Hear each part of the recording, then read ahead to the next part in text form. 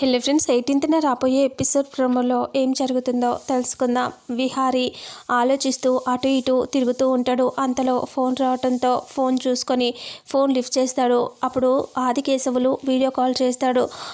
Adikesavulu video call చేస్తే విహారీ మాట్లాడుతూ ఉంటాడు.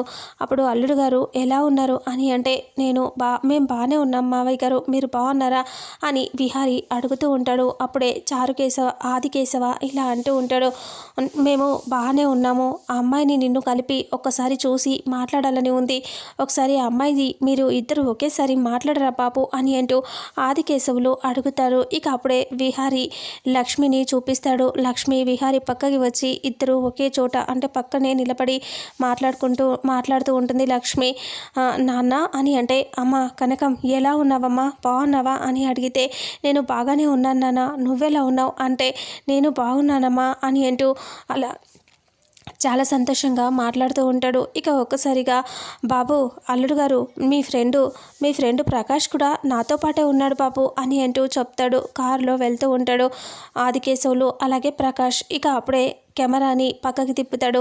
ఫోన్ని పక్కకి తిప్పితే అక్కడ ప్రకాష్ కనిపిస్తూ ఉంటాడు. ప్రకాష్ కొంచెం మొహానికి చెయ్యడ్డు పెట్టుకొని భయంగా చూస్తాడు. ఇక వెంటనే మళ్ళీ ఇలా అంటూ ఉంటాడు.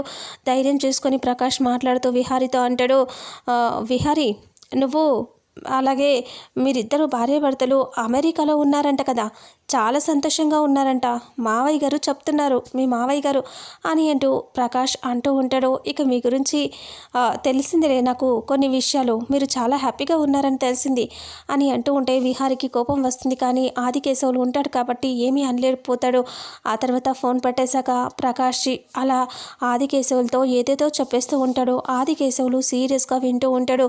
మరి ఆదికేశవులకి ఇక్కడ జరిగిన స్టోరీ అంటే ఇక్కడ లక్ష్మిని పని మనిషిగా ఉండటం ఇదంతా చెప్తాడా లేదా, అసలు ఏం జరుగుతుంది అనేది రాబోయే నెక్స్ట్ ఫుల్ ఎపిసోడ్లో తెలుసుకుందాం. వీడియోని చూసిన ప్రతి ఒక్కరు వీడియోని లైక్ చేయండి, అలాగే షేర్ చేయండి.